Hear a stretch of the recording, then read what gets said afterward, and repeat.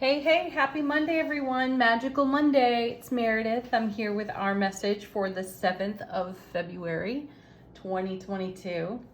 Thank you for being here with me. Thank you for all your wonderful messages, comments, and do remember to like, share, subscribe while you're here. It's deeply appreciated. Okay, let's get into our message. We are using our first card is from the Beyond Lemuria deck. Our question is, how is our soulful presence informing our waking consciousness? And we have air. Paradigm shift, yeah. Ooh, what an interesting card. Look at that. Look at all those eyes. Are we seeing the paradigm shift?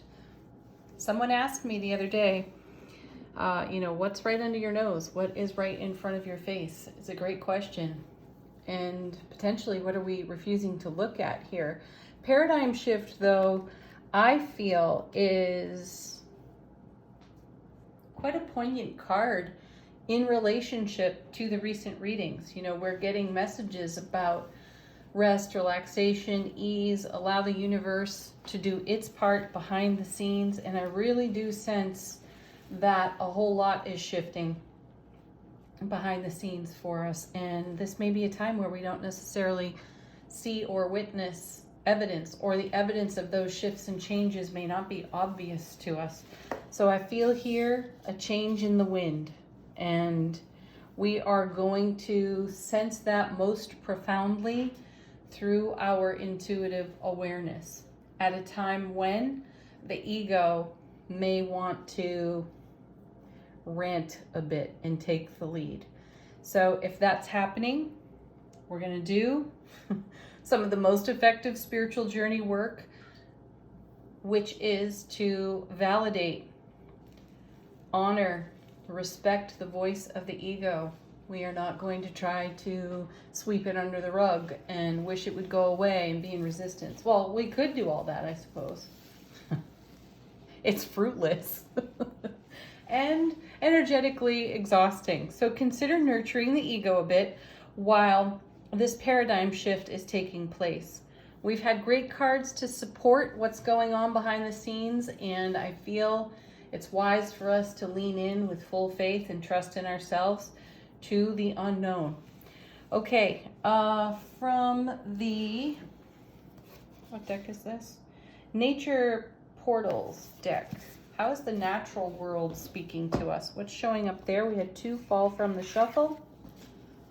And we have, first and foremost, hummingbird spirit.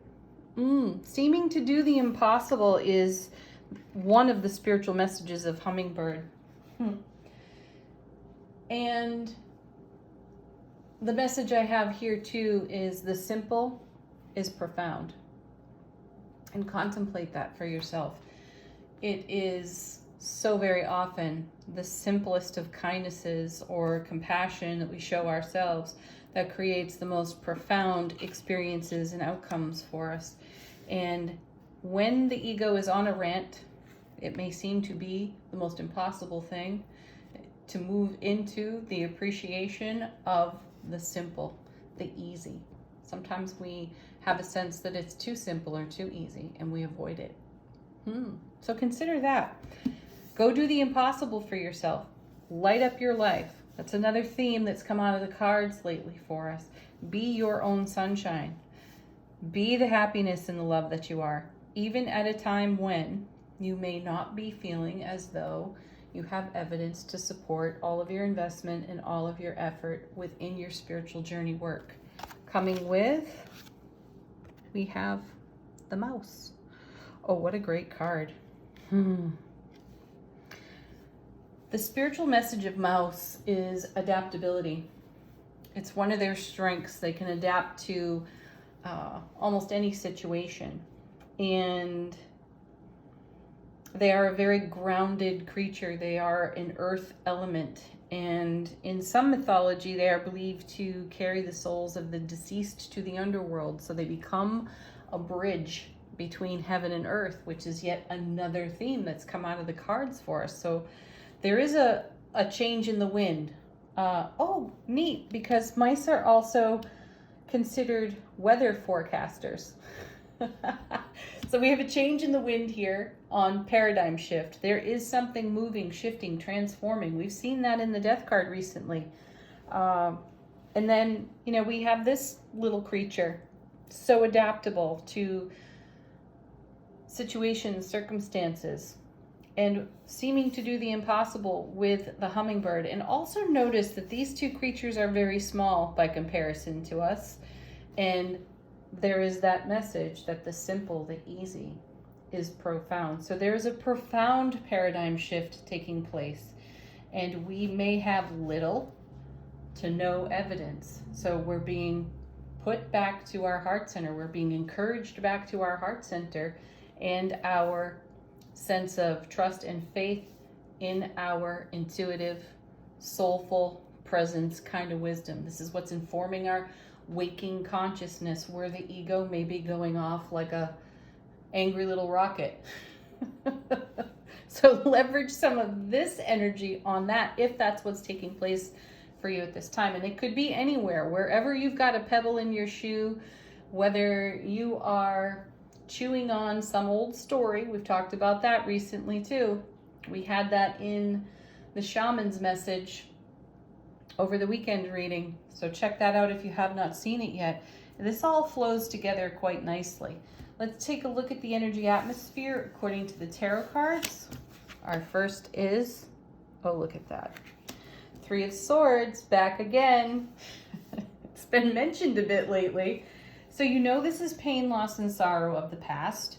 And this could exactly be that story that's coming out of our egoic waking consciousness at this time. We could be telling ourselves tales. The intuition I'm receiving here is to be mindful once more of how we speak over our lives, most especially when we don't see evidence of the paradigm shift that these cards are talking about. So you can show up here on the channel and you can watch this message and you could have that Three of Swords painful reaction as you do the inner dialogue. Yeah, but the cards don't know what I've gone through. The cards don't understand the kind of journey that I've had. And then we're launched into this story and we're resurrecting something that is not in synchronicity with the paradigm shift that's taking place. So these cards are being they are demonstrating profoundly how important it is to stick to what's true.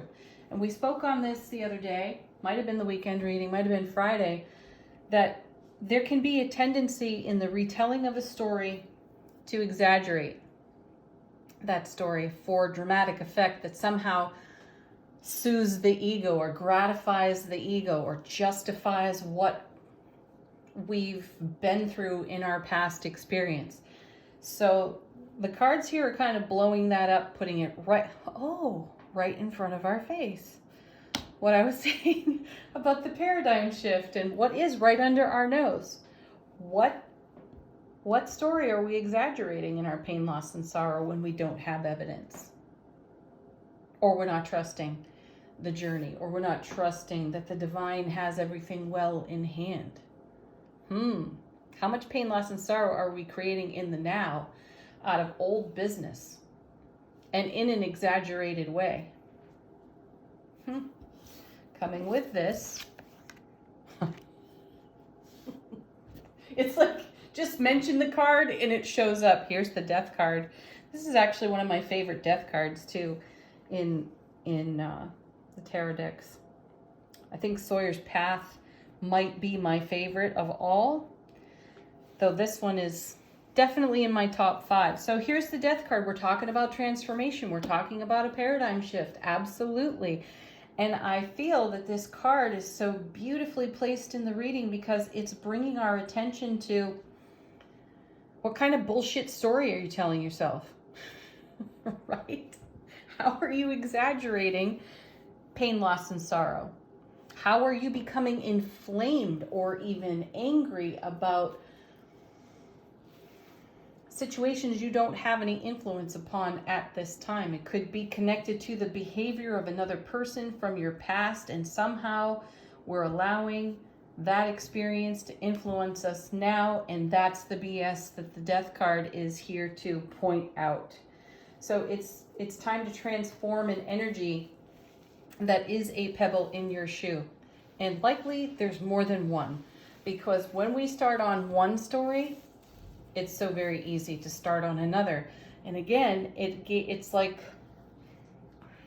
that snowball rolling down the hill, getting bigger and bigger and bigger, right? So let's be mindful that that potential exists as we mull over our Three of Swords. The Death card is here for a great purpose, and it's to put an end to something. We spoke on it in the weekend reading in terms of the Death card shows up when there's something that needs to pass off of, pass away from the foundation.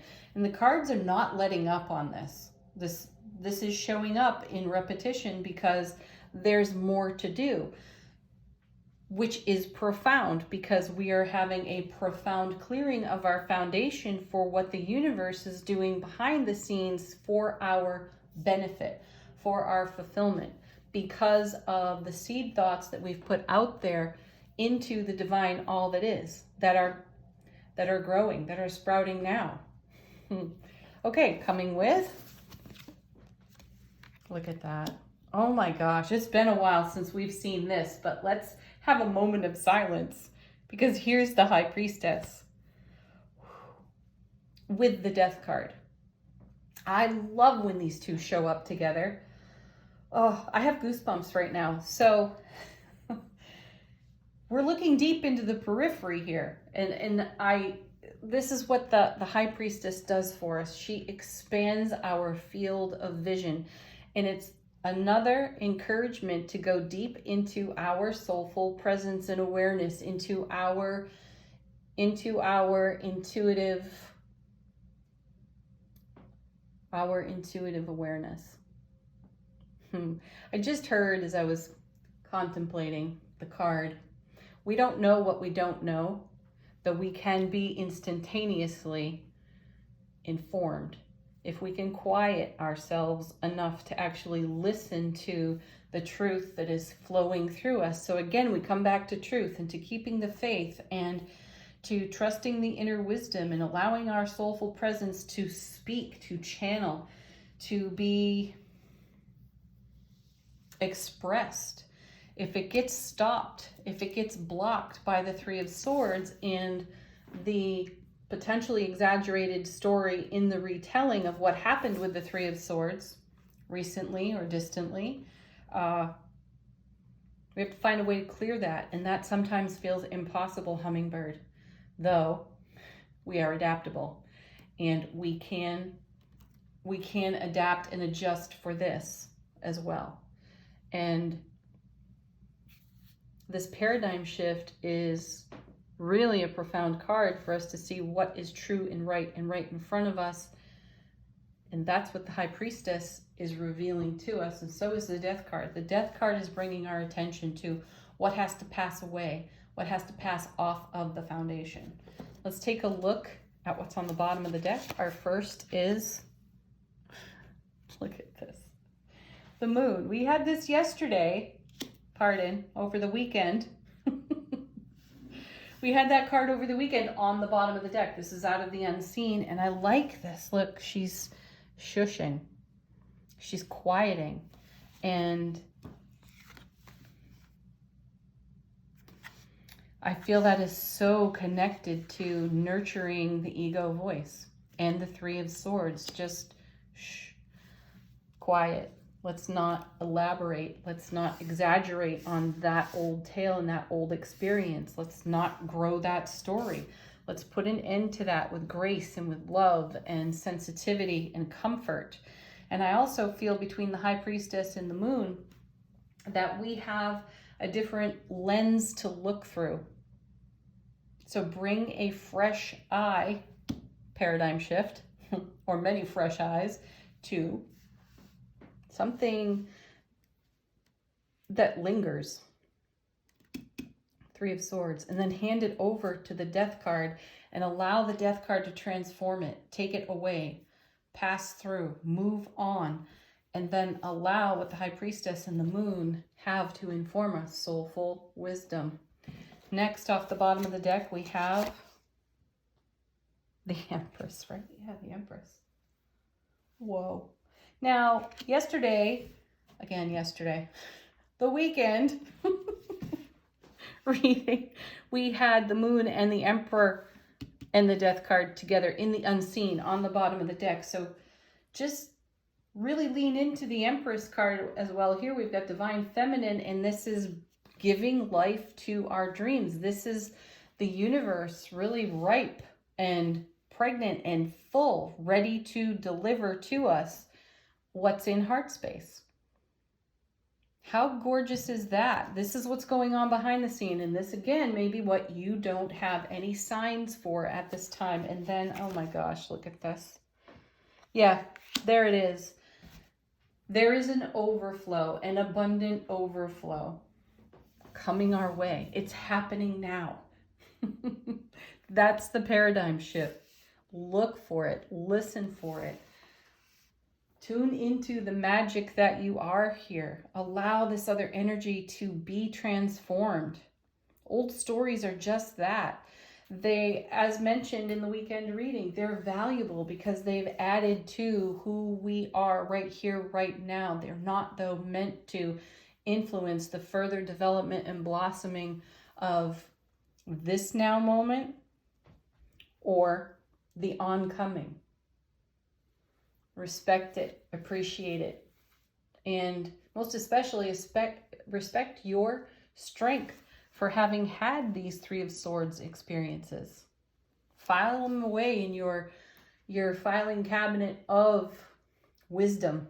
Draw on it, turn it into something good and positive, because the Three of Swords gives us strength to make the decisions we make today, to plant the seed thoughts that we are bringing to life, that the universe is supporting on overflow. And remember that the aces not only are new beginnings and fresh starts, but they are divine and cosmic gifts. So while you may not necessarily have a sign or evidence of the divine and cosmic gift, know that it is coming to life, and that's the change in the wind. Yes. Okay. Woo. I still have goosebumps. I hope you do too. We're going to move on to angel answers. I just picked up the deck. One card slipped out sideways, and here it is. Let go. That's what the Death card is having us do. Let go. I love it. Be free. That's the other thing I hear on this card. Just allow yourself to be free.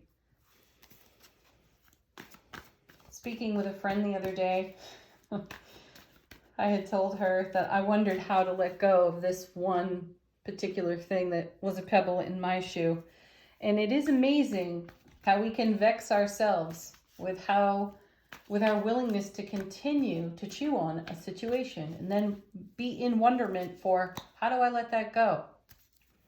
It is a journey. You can just make the choice and flow there. It is amazing, though, how the eagle will show up with a but. The answer is love. To let go is to love more expansively, to show ourselves unconditional, supportive, loving kindness, and allow what comes around to just simply come around, and let the Death card, the part of us that wishes, desires to grow, expand, and transform, just allow that to happen. Letting go is allowing. Next.